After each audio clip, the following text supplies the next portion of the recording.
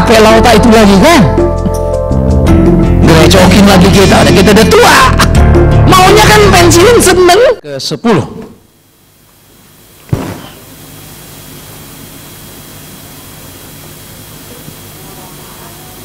Ibrani pasal 10 ayat 32 sampai 39 akan menjadi pokok pikiran kita di kesempatan pagi yang indah ini. Ibrani pasal 10 32 sampai 39. Kita akan membacanya bergantian, saya baca 32, saudara baca 33, terus hingga selesai ayat 39 dari Ibrani pasal 10. Ingatlah akan masa yang lalu sesudah kamu menerima terang. Kamu banyak menderita oleh karena kamu bertahan dalam perjuangan yang berat.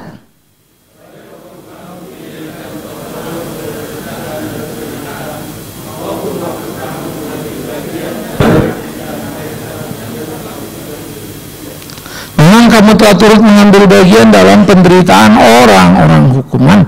Dan ketika harta kamu dirampas, kamu menerima hal itu dengan sukacita. Sebab kamu tahu bahwa kamu memiliki harta yang lebih baik dan yang lebih menetap sifatnya.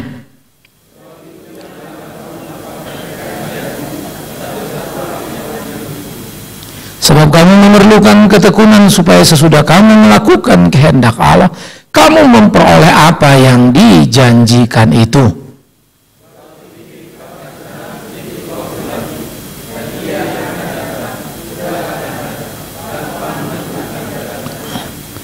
Tetapi orangku yang benar akan hidup oleh iman, dan apabila ia mengundurkan diri, maka aku tidak berkenan kepadanya.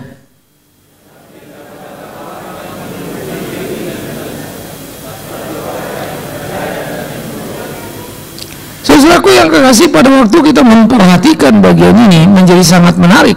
Ungkapan yang ditulis oleh Ibrani mengingatkan kepada seluruh orang Kristen di segala zaman betapa perjuangan pergumulan yang kita jalani adalah satu perjuangan yang memerlukan keberanian yang solid dan tekad yang tidak boleh berubah. Kamu telah turut mengambil bagian di dalam berbagai kesulitan. Ketika kamu berpindah dari gelap ke dalam terang, ketika kamu menerima terang, kamu menerima banyak penderitaan. Nggak enak amat ya kalau supaya gitu, supaya saya nggak terlalu menderita, saya mendingan hidup di mana? Di dalam gelap saja kan. Itu sebab seringkali kita mendengar, heran ya, saya makin dekat Tuhan, makin main Tuhan, kok jadi makin banyak masalah Pak? Sebetulnya itu logika yang sangat sederhana. Kamu hidup di dunia yang hitam, sekarang kamu jadi putih, mau jalan di hitam, ya jelas kamu beda sendiri dan akan ditekan secara luar biasa. Itu realita hidup. Yang dulu boleh, sekarang nggak boleh. Yang dulu bisa kita lakukan tanpa pikir panjang, sekarang pikir panjang pun masih susah. Lalu kita akan merasa makin terpojok dan makin sulit. Dan itulah pertandingan kehidupan. Sebetulnya disitulah kata kunci sangkal diri, pikul salib. Kita membayangkan sangkal diri pikul salib itu seperti orang yang digobukin gitu ya, dibabak belurin. Enggak. Bagaimana menyukai yang tidak kita sukai? Bagaimana menjalani apa yang kita hindari? Itulah salib itu, itulah sangkal diri itu. Mana bisa kita menyukai yang kita nggak suka? Ya kalau nggak suka ya benci ya tuh. Bagaimana mau menyukainya? Tetapi itulah perkelahian pertandingan hidup di mana kita harus menjalaninya. Karena itu dikatakan kamu banyak menderita oleh karena kamu bertahan dalam perjuangan yang berat di waktu lampau. Jemaat mula-mula mengalami kesulitan yang sangat luar biasa. Bukan saja karena pola hidup dunia, tetapi lingkungan yang menekan secara fisik, secara sosial. Makin kemari kita makin sulit membayangkan pergumulan itu, persoalan itu, karena kita dilindungi oleh undang-undang. Bagaimana globalisasi mengakibatkan pelindasan HAM di satu negara, negara lain memperhatikannya. Tetapi justru kita menghadapi titik yang berbeda dengan bahaya yang lebih mengerikan lagi, di mana kebebasan, kemerdekaan fisik itu kita dapatkan, tetapi justru kemerdekaan dan dalam tanda petik pilihan yang banyak untuk berbuat dosa dalam kenikmatan. Ya, sehingga ada satu pergumulan serius yang berganti yang kita hadapi, dan kita harus serius mempersiapkan diri kita. Di waktu lampau mereka dikatakan dijadikan tontonan oleh cercaan dan penderitaan. Ya, saudara, kekristenan pada waktu itu satu contoh yang paling klasikal dan paling mengerikan, ketika Nero membakar Roma. Nero adalah seorang yang psikopat, yang jenius. Dia ingin membangun rumah, dia seorang arsitektur yang punya seni yang sangat tinggi. Lalu dia bakar Roma, daerah-daerah kecil itu dia bakar semua. Tentu rakyat mulai teriak karena Nero mengambil hidup mereka. Tapi Nero pintar, bukan saya, tapi orang Kristen. Maka difitnah orang Kristen, dikambing hitamkan, ya. Lebih dari 1.000 orang diikat di tiang, dibakar hidup-hidup di depan orang Roma, menjadi tontonan. Susah, nggak ada salah, nggak ada pembuktian, kamu, maka dibakarlah. Itulah hidup orang Kristen, itulah nasibnya orang Kristen kalau mau jadi Kristen. Pada waktu itu gereja diwarnai seperti kata Paulus kepada Korintus, orang kebanyakan, nggak ada pejabat di situ. Nanti itu sesudah abad keempat, pertobatan Konstantin memang membawa perubahan yang cukup serius. Tapi di abad-abad awal itu sangat mengerikan. Nah, oleh karena itu mereka dijadikan cercaan, mereka dijadikan tontonan, ya. Mereka mengalami penderitaan yang sangat besar. Begitu juga waktu mau mengambil bagian dalam penderitaan mereka yang diperlakukan sedemikian, artinya waktu bersimpatik, mereka pun mengalami kesulitan. Sendiri mengalami, yang ambil bagian pun mengalami. Permusuhan terhadap kekristenan begitu menakutkan, saudara. Polikarpus, uskup dari Smyrna, jemaat Smyrna itu, Smyrna sekarang masuk dalam Turki. Di waktu lampau itu di daerah Kekaisaran Roma, ya, Bizantium, yang kemudian Konstantinopel, lalu Istanbul. Nah, pada waktu di dalam daerah kekuasaan itu, mereka begitu dianiaya, begitu luar biasanya. Tapi Polikarpus tidak pernah mau berhenti dan berubah imannya, sampai dia dipaksa, kalau tidak kau akan dibakar hidup-hidup. Puluhan tahun aku mengikut Kristus Tuhanku, tidak satu kali pun dia mengecewakan aku. Mengapa aku harus mengecewakan dia? Kalian bakarlah aku. Maka dibakarlah Polikarpus, kurang lebih tahun 152-an. Menemukan heroik yang hero-hero begitu, hero-hero yang heroik begitu, ya. Di zaman kini jadi susah. Kita menjadi pemimpin kadang cenderung cuci tangan, mengambil enaknya, bukan?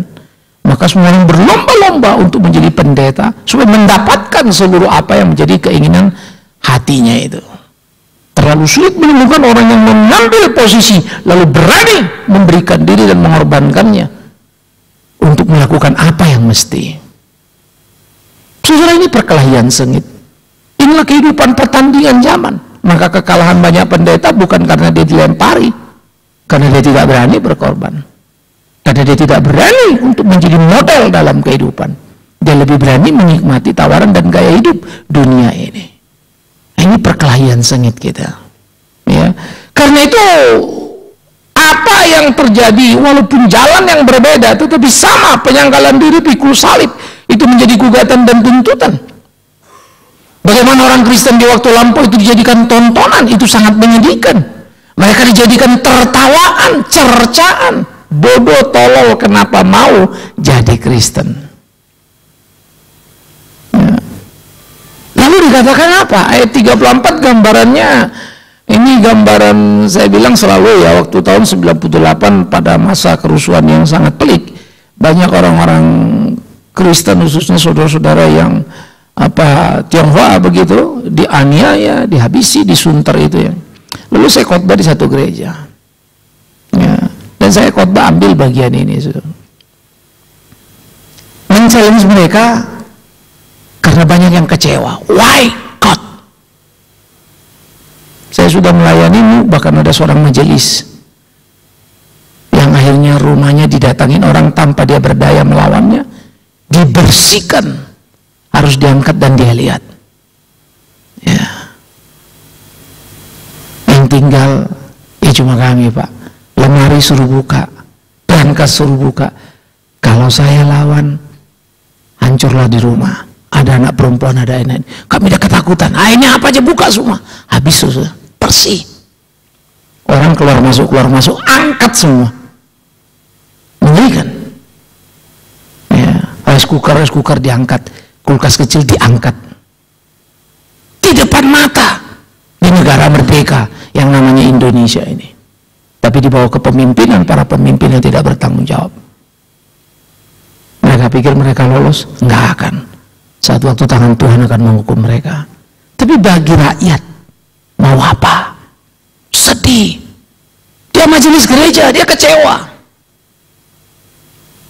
Tetapi ketika melihat bagian ini, kamu telah turun mengambil bagian dalam penderitaan orang-orang hukuman.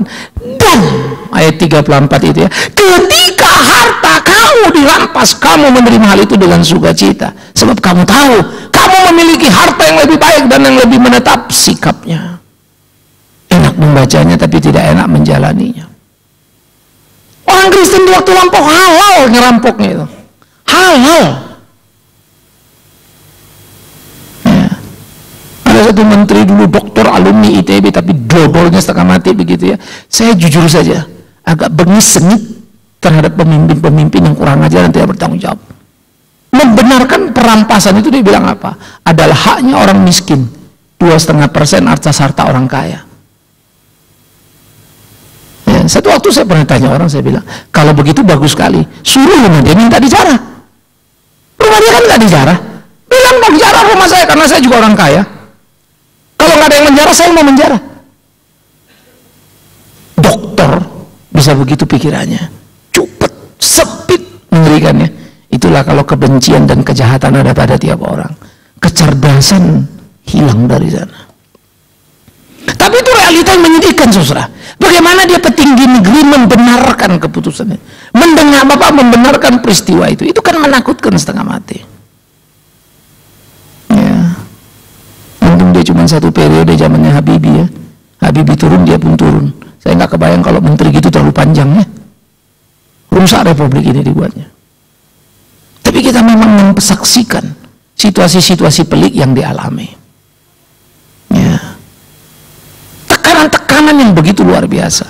Kita punya problem SKB 2 menteri. Bangun izin IMB ngurus gereja itu memang sulit. Tetapi sebetulnya tidak terlalu berat-berat amat. Karena problema itu ujungnya cuma urusan uang sebetulnya. Kasih uang selesai. Cuma membuat kita jadi gereja yang aneh. Ya, apa-apa mesti bayar, apa-apa mesti bayar. Ini aneh lagi. Kita dibawa ke sisi yang berbeda lagi dalam kekacauan bergereja kan. Jahat.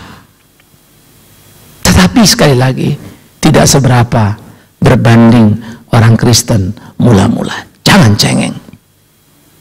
Kalau kita nggak bisa bangun gedung gereja, ingat ya, kita kumpul di bawah pohon pun itu namanya gereja. Tidak usah kita terlalu bermimpi akan dapat gereja yang mewah, megah, besar. Nanti itu. Tapi berfungsi penting itu. Ya. Nah oleh karena itu saudara-saudaraku yang kekasih, apa yang diajarkan di situ di dalam situasi yang pelik itu, harta mereka dirampas. Karena merampas harta orang Kristen itu sah hukumnya. Tadi saya sah. Itulah kengerian yang luar biasa. Sehingga orang Yahudi adalah orang jajahan Roma. Tapi orang Kristen ini sudah dijajah Roma menjajah Yahudi, Yahudi pun ikut-ikutan menjajah kekristenan. Jadi dua penjajahnya. Ya penjajah bangsa itu, ya penjajah agama itu. Agama Yahudi menjajah kekristenan. Bangsa kafir ini menjajah kekristenan. Orang-orang di Smyrna pun mengalami kesulitan. Bagaimana mereka ditekan, dihimpit luar biasa. Orang-orang Smyrna itu malah lebih sadis lagi, dimiskinkan. Baik sosial maupun politik, mereka diisolasi begitu ketat. Kalau mereka jualan, barang siapa berurusan dagang dengan orang Kristen, bahaya. Jadi kalau mereka jualan, nggak ada yang mau beli. Kalau mereka mau beli, nggak ada yang mau jual. Rajin pun orang Kristen. Kalau sudah ditutup semua pintu rezeki begitu, apalagi yang mereka bisa kerjakan. Dan itu nasib kekristenan. Sehingga kalau kita menjelajah, saudara, membaca, memperhatikan, hidup kita sudah terlalu enak, hidup kita sudah terlalu mapan, hidup kita sudah terlalu lancar, sampai kita nggak berani lagi berkompetisi. Saking tenangnya hidup kita, kita akan memilih pelayanan yang tenang-tenang saja. Wah itu terlalu berat, wah itu terlalu sulit. Ketakutan kita balut dengan kata, kita harus berhikmat. Betul, kita harus berhikmat, siapa bilang tidak? Tapi tidak berarti berhikmat sama dengan mari kita hindari kesulitan. berkompetisi dan berkelahi di kesulitan yang berat di kehidupan. Itulah pertandingan kekristenan. Ya. Semua orang mesti mau berjalan merangkak perlahan satu demi satu. Semua orang mesti sabar menanti untuk mau naik. Barang siapa setia dalam perkara kecil diberi kesetiaan dalam perkara besar. Saya suka ayat itu. Karena itulah prinsip yang ditanamkan oleh Tuhan kepada kita. Jangan pernah bermimpi kau muncul gedebuk langsung menjadi orang top.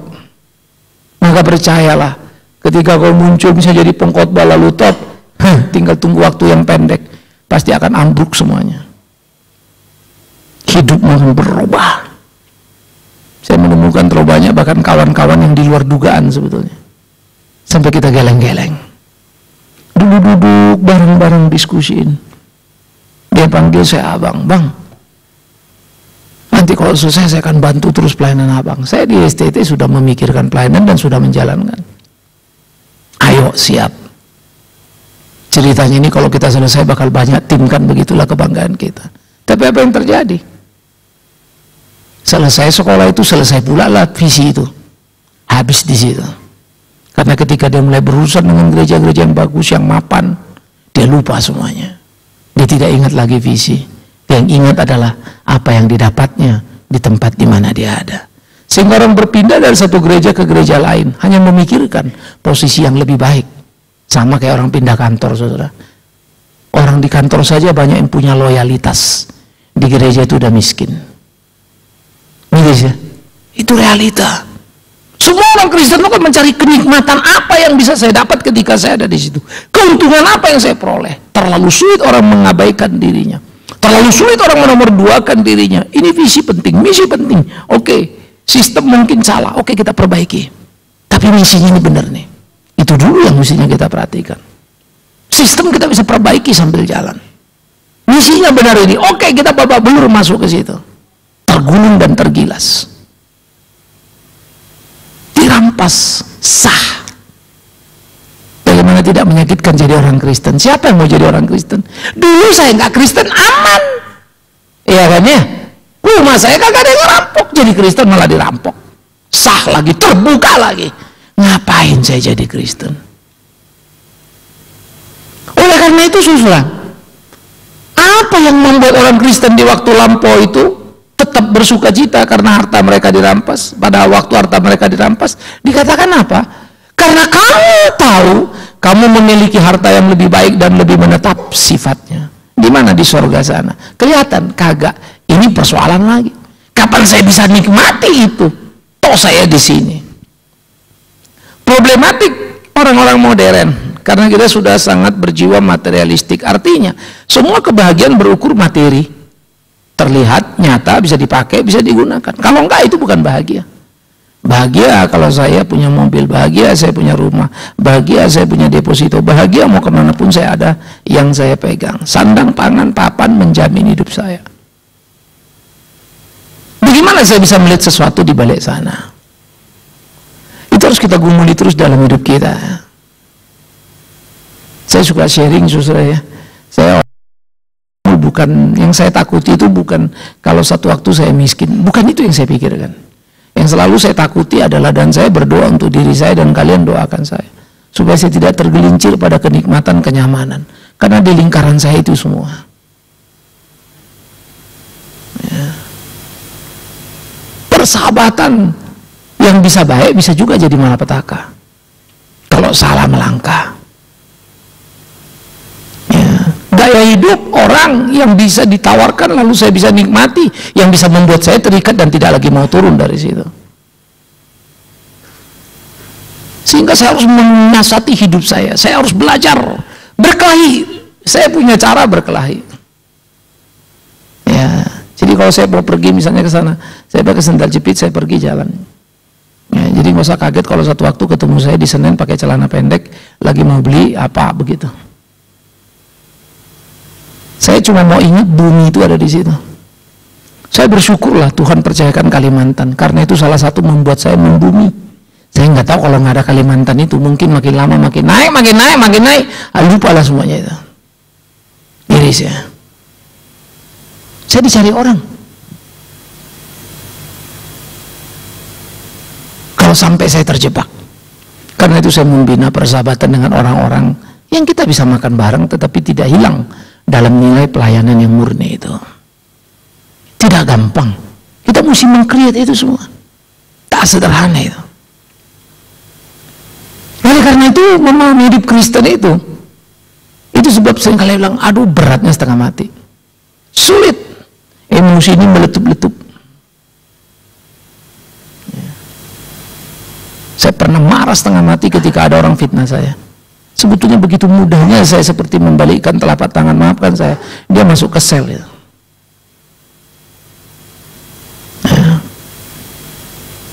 Apalagi kalau bilang fitnah Pak Baikman Sirait, sudah berjejer orang yang mau mengeksekusi itu. Tapi kadang-kadang saya udah maju, udah semangat, marah, mundur lagi maju, mundur lagi lama-lama. Ketika bisa lepas ternyata lebih tenang. Satu waktu itu saya udah bulat. Terserah Pak, gimana mau dieksekusi? Kita masukin, legalitas hukumnya kuat nih. Habis itu saya mikir, masuk nih anak, istrinya datang, anaknya datang nangis. Pak pendeta, tahu-tahu kita udah masukin. Kan repot lagi urusan. Terus saya mikir lagi, tapi saya kesel lagi. Ternyata nggak gampang ya melupakan kesakitan kita itu. Karena saya difitnah, kurang ajar betul fitnahnya. Saya bisa jatuhkan dia betul-betul sampai ke bawah karena saya punya banyak cara.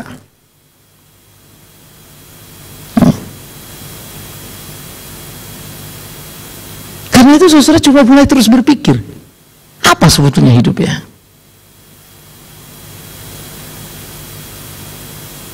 Terus saya sering makan, diajak kawan-kawan makan, di situ ada Kapolri, ada apa. Kadang-kadang kalau dipikir ya kita ngeliat orang jantan, gitu. Tapi waktu mereka makan terus bercanda-bercanda, kalau di meja makan kan berubah semua.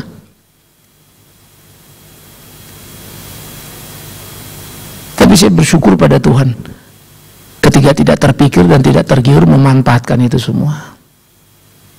Kalau tidak saya bisa betah lama di situ, saya ada di situ, maka rusaklah aku. Kepahitan, kegetiran dalam kehidupan, menahan keinginan untuk mencapai puncak kenikmatan, itulah kekristenan. Maka lagi-lagi Kalimantan itu membuat aku bersyukur. Anak-anakku yang di desa ini membuat saya selalu ingat, ingat terlalu banyak yang kita mesti pikirkan dan kerjakan. It's not by yourself. Bawa anak-anakmu pergi ke desa, biar mereka lihat pelayanan yang ada, biar mereka belajar, supaya mereka hidup mereka tidak di awang-awang sana terus. Biar mereka mau bumi, supaya mereka tahu hidup itu apa. Keberhasilan kita, saudaraku, tanpa disadari orang tua kita. Kebanyakan kita berhasil kenapa? Karena kemiskinan orang tua kita hanya kita berhasil. Bengek kita nggak punya apa. Saya tahan banting. Saya bukan orang yang cengeng. Lagi mana waktu anak-anak juga kita namanya jajan itu udah kayak surga itu. Ya.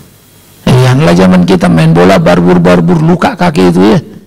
Bukunya kita sobek, tumpul ludah itu, tempelin luka itu. Itulah tensoplasnya. Ya. Kalau sekarang kertas bekas-bekas kita tempel, infeksi kan begitu ya. Mana berani lagi? Zaman dulu mana ada uang jajan, belalang nyawa tangkap kan. Ambil sapu lidi, tusuk, bakar, makan. Padahal sapu lidi itu buat nyapu pula lagi itu.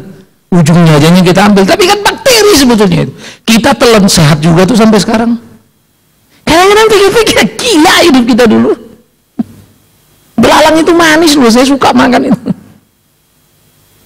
Ya, belalang hijau tangkap tusuk. Tapi kalau ingat ya, gila ya itu sapu lidi ambil atasnya petek-petek langsung.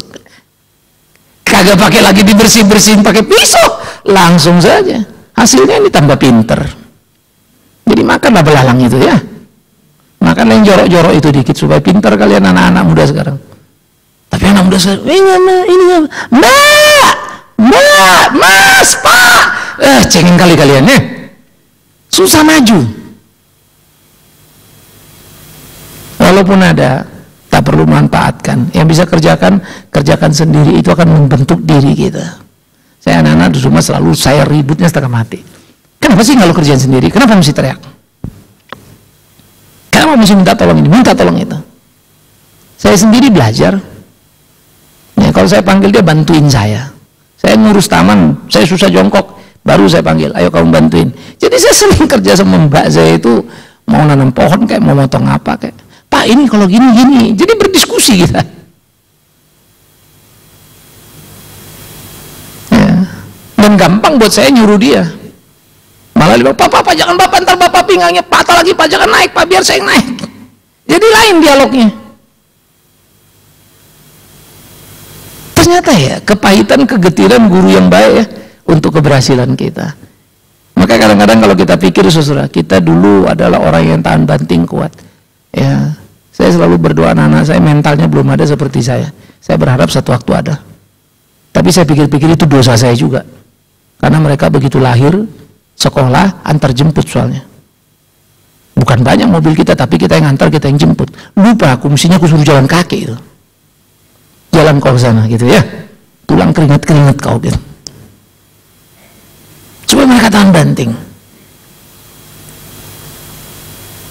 Tapi rasa sayang kita ternyata beda ya.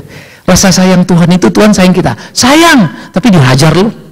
Kita sayang anak kita, sayang hajar, enggak Pak, cukuplah sayang miskin, buset. Saudara, ini pendidikan menarik ketika Tuhan mendidik umatnya. Satu waktu orang kaya di Medan ribut sama anaknya, saya pernah share juga itu ya. Dimarahin anaknya ini, kau kurang ajar kau. Kukirim kau sekolah ke Amerika nggak beres, ke Australia nggak beres, kau minta ke London, kukirim ke London nggak beres juga kau. Pacaran aja kerjamu, kau pasar sama bule itu. Marah bapaknya. Kau tahu aku dulu, waduh dia cerita lah. Zaman aku sekolah jalan kaki berapa kilometer itu. Sebelum itu kubantu dulu opungmu menyiapkan warung pisang gorengnya itu. Pergi aku pulang, bukan ke rumah, ke sekolah, belum ganti baju, kubantu lagi opungmu. Saking dia marah sama anak ini. Itu jawab anaknya apa? Pak, itu bukan salahku. Salahmu jadian orang miskin. Aku kan orang kaya. Alamak. Bapak nyampe, nggak bisa ngomong. Salahmu Bapak, kenapa kok jadian orang miskin? Aku ingin orang kaya, ngapain aku jalan? Aku nikmatin aja apa yang ada ini. Saudara, kadang-kadang hidup kita ini ironi ya.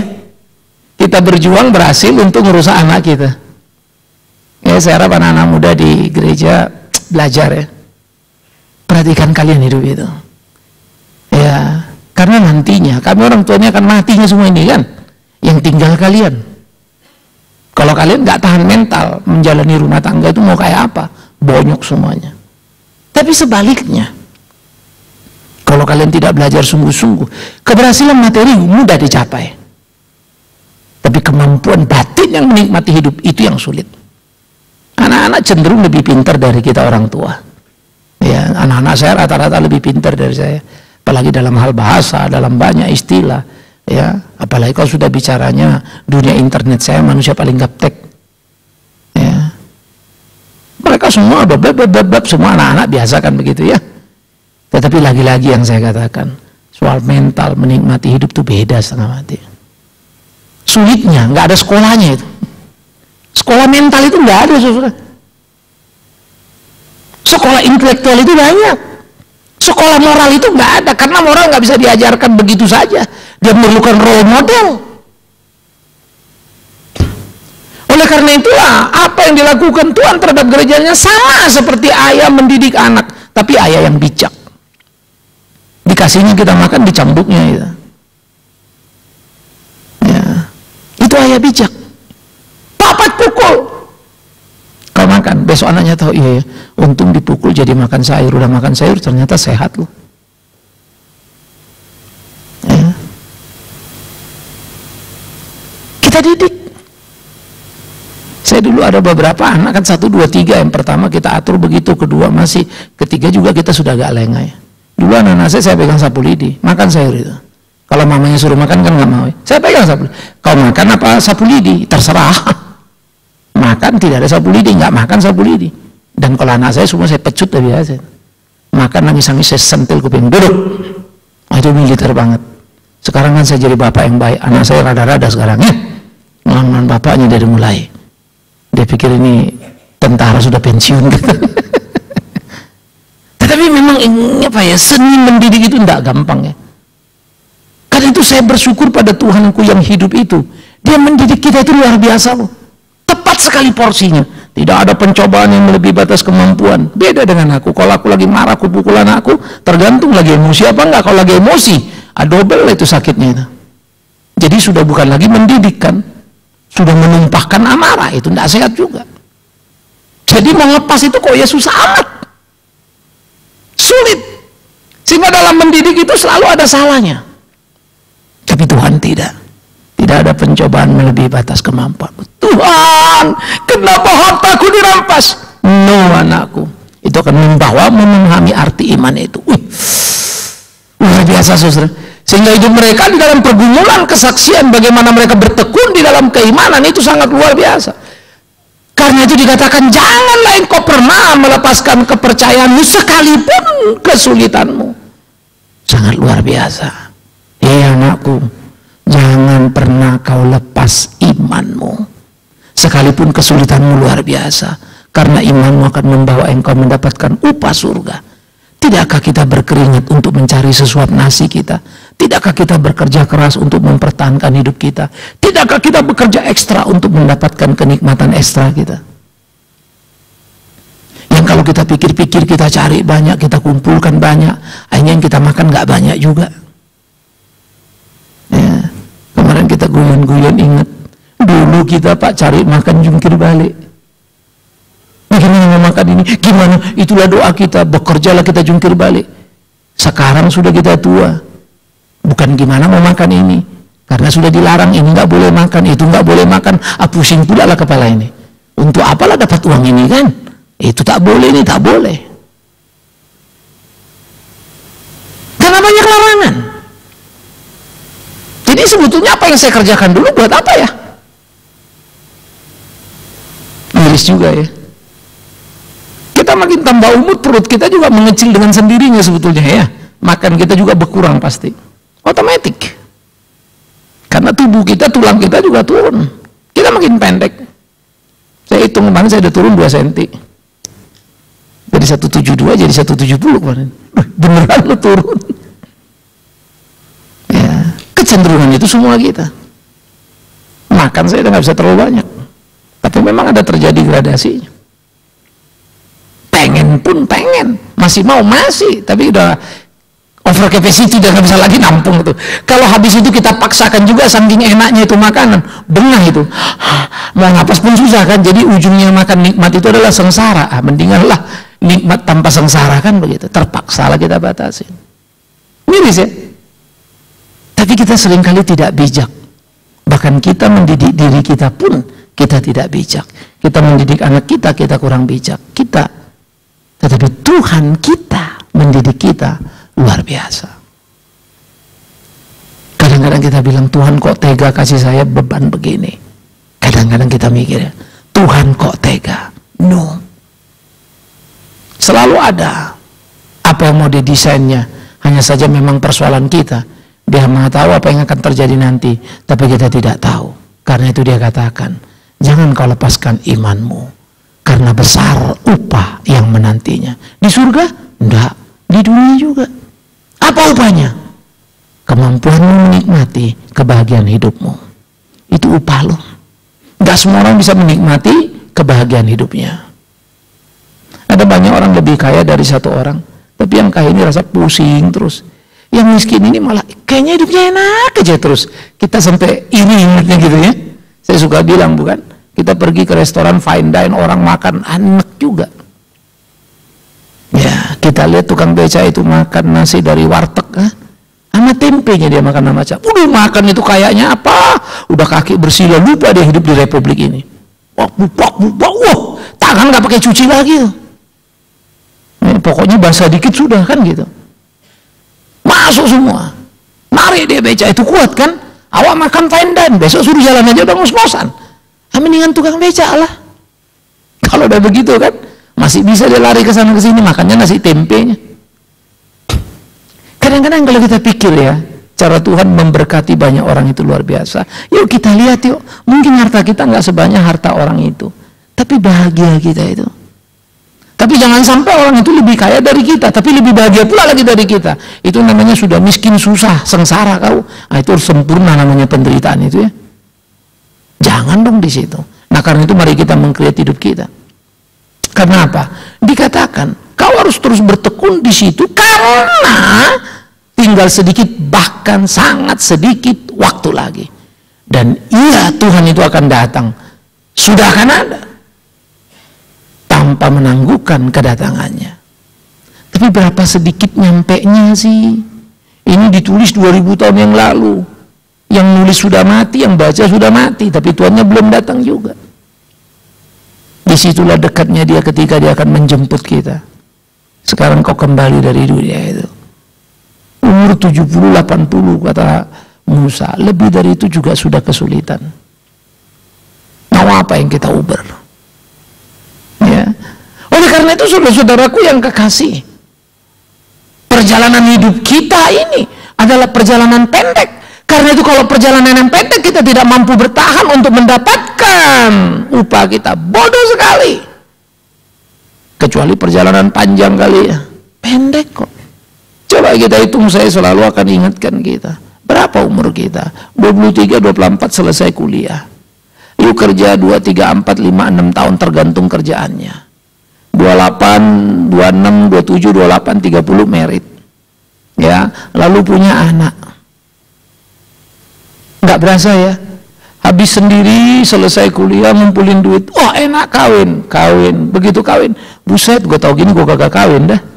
Ribut terus kan begitu kan. Masalah terus, sendiri kayaknya lebih enak. Sudah kawin pengen punya anak stres lagi. Ngapain aku punya anak begini? Tahu begini punya anak, nggak mau pengen punya anak. Bikin ribut saja. Sudah punya anak, selesai kita kawinkan, kita bangga malam itu ya, anakku kawin. Datang cucu kita, bandel pula lagi. Alah pusing kepala kita. Lapor sama kita, oh gaya mah. Capek lah otak itu lagi kan. Gerecokin lagi kita udah tua. Maunya kan pensiun seneng. Gak bisa loh. Kapan titikmu bahagia? Gak ada ya. Maka di mana bahagiamu? Dekat dia. Karena kalau bicara titik hidup itu nggak tahu tuh. Bahagianya sebentar-sebentar. Nikahin anak cuma 1 malam itu senengnya ya. Sebelumnya udah kesel-kesel nyiapin ini itu, cocok nggak cocok, ribut lagi. Udah pontang-panting kita juga yang salah kawin. Kawin 1 malam aja banyak orang datang kan. Habis itu dia bulan madu, kita kan bulan pahit. Iya dong, anak kita bulan madu kita empedu sudah. Habis selesai tadi yang saya bilang, coba lihat kan, melihat cucu lahir itu kan senang. Paling setengah tahun setahun kan, belum bisa ngelawan, dia masih jadi boneka ya. Udah begitu dia mulai ngelawan, pusing juga kepala kita. Apalagi anak kecil sekarang, opung bodoh katanya pula lagi alam. Pintar dia ngomong, kita jadi bego. Ritme kita sama dia terlalu jauh. Kalau dulu anak ngomong ke zaman kita itu kan kurang ajar itu, bilang opung bodoh. Tapi anak sekarang bilang opungnya bodoh, biasa itu. Terminologinya udah beda. Sengsara lagi batin kita ini. Ya. Coba kalian belikan mama kita yang di kampung itu handphone. Sengsara dia. Aku pencet-pencet, salah nyambungnya kan. Bingung dia. Sehingga ada guyon-guyon yang di orang-orang bilang ya, aduh gua pakai ini susah setengah mati. Kenapa? Udah disuruh pencet, suruh lewat pagar. Lah gua pencet pagar bagaimana? Gua mau mencet pagar kan pagarnya tajam. Gua pencet pagar, masa nelpon aja mesti mencet pagar? Ini masih penting. Nah gua suruh pencet-pencet terus pegang bintang. Gimana gua mau pegang bintang? Nah aku instruksi lebih gila. Ini memang gaptek tetapi sangat betul. Kalau saudara pergi ke kampung ketawa-ketawa dah. Itu memang betul. Saya ingat anak kita dulu, kita kan bikin keramik, itu 14 tahun lampau baru. Bikin keramik, sekolah kita orang nyumbang keramik, pasang dong keramik semua. Anak-anak kita kan dari kampung yang rumahnya lantai-lantai tanah. Saudara tahu begitu mereka keramik di kamar itu, mereka saya pikir tidur di lantai. Ternyata bercermin, berkaca ke keramik itu, dia lap-lap, dia lihat mukanya di situ. Alamak, gila kita injek dia bercermin. Kita pasang wastafel buat cuci tangan, pecah melulu. Saya cek kenapa? Ternyata mereka bukan cuma cuci tangan, cuci kaki juga dinaikkannya ke atas. Ketari rupanya kan. Pecahlah wastafel itu. Aduh, ajarin lagi gini loh. Wah, mulai diajarin satu-satu, diajarin satu-satu. Tapi saya pulang pikir-pikir ya, ini biasa buat anak kita. Tapi di kampung enggak. Itu baru kampung. Kampung itu Kalimantan, 1,5 jam tambah 3,5 jam, 4 jam kita naik pesawat sama naik mobil. Tapi mereka datang dari dalam-dalam. Yang 4 jam lagi, 6 jam lagi jalan kaki begitu ya. Bayangkan orang tua, kita ini nanti tua, teknologi waktu kita tua umur 20 tahun lagi nih, waduh teknologinya udah kayak apa itu? Masang TV pun kita bisa bingung kali ya. Karena kan TV sekarang kan begini kan, pindah kan channelnya kan. Begini lagi Samsung udah pindah. Nanti awak nonton maksudnya mau geleng-geleng kepala. Ini gimana supaya tetap dia pindah-pindah TV. Loh kok pindah-pindah TV? Makin lagi dia pindah-pindah. Apalagi nonton film India begitu makin naik turun. Kadang-kadang saya pikir ya, satu waktu teknologi besar ya gimana. Tetapi pernah nggak saudara berpikir kegaptekan kita dalam beriman? Pernah you pikir betapa gapteknya kita beriman? Gaptek tanda petik. Kenapa? Zaman dulu orang sungguh-sungguh, zaman kita cengengnya setengah mati. Kenapa gini? Kenapa gini? Kok gini ya? Kok gini ya? Kita gaptek dengan iman itu. Maka kalau kita membaca Ibrani ini, marilah kita bersama-sama jujur. Nggak ada satupun kita yang suka, bukan? Alah Pak, berat kali khotbah itu. Dirampas harta kita. Udah jelas kita duka cita, disuruh suka cita. Lalu sesudah suka cita, dia bilang kita sabar. Karena sedikit waktu lagi dia datang. Kita sabar itu berapa tahun? Umur saya 40, kalaupun aku mati 70 tahun lagi, itu lama sekali.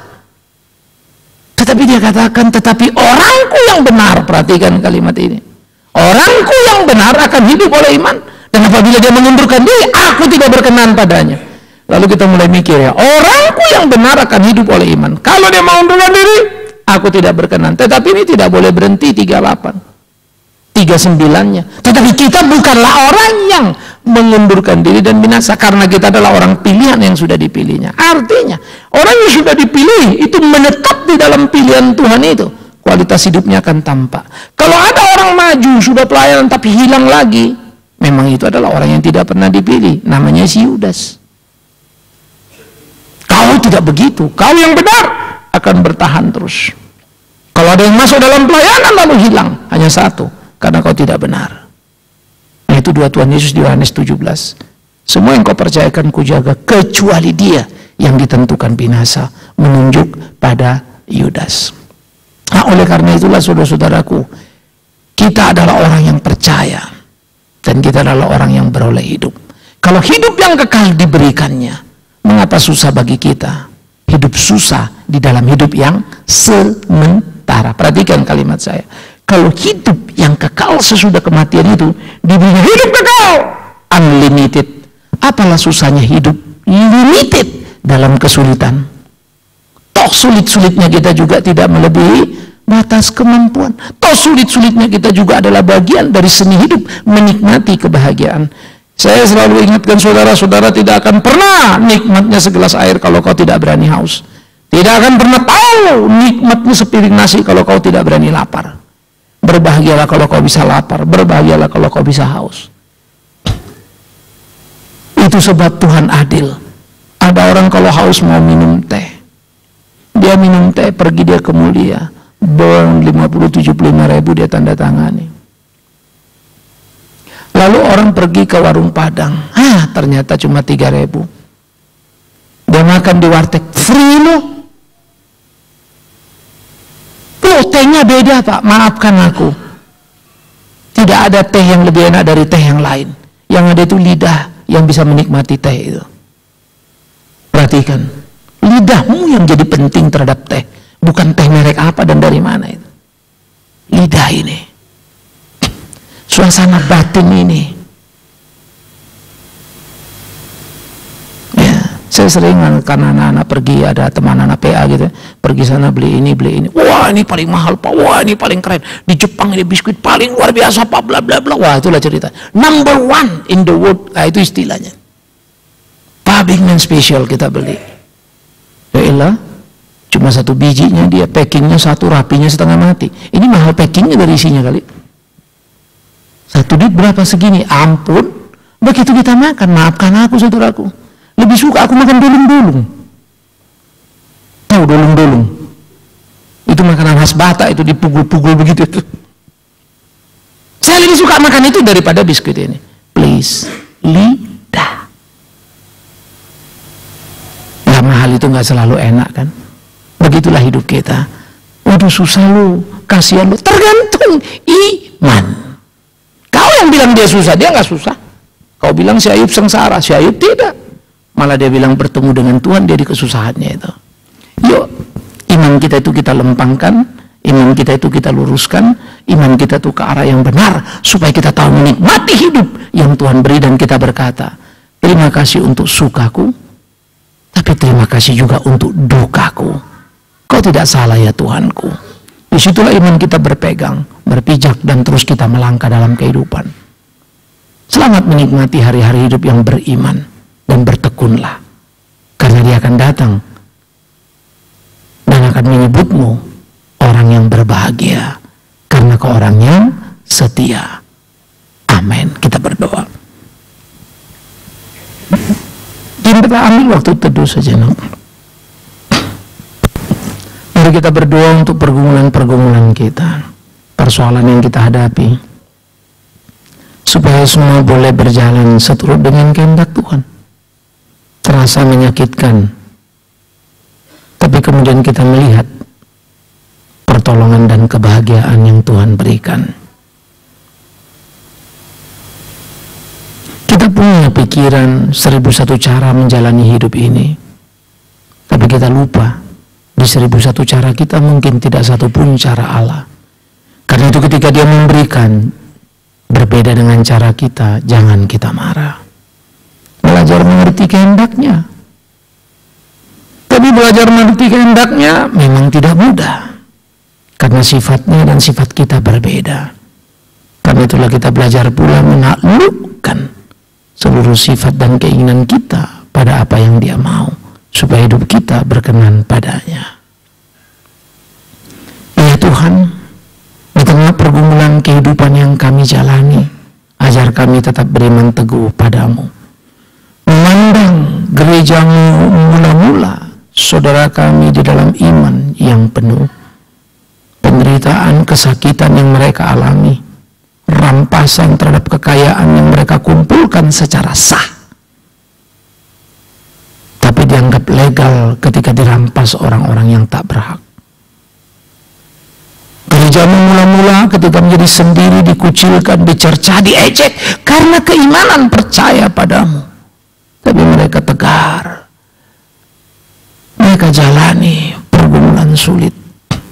Panji-panjimu tetap berkibar. Mereka memenangkan pertandingan iman itu. Kami berdoa, ya Tuhan, tolonglah.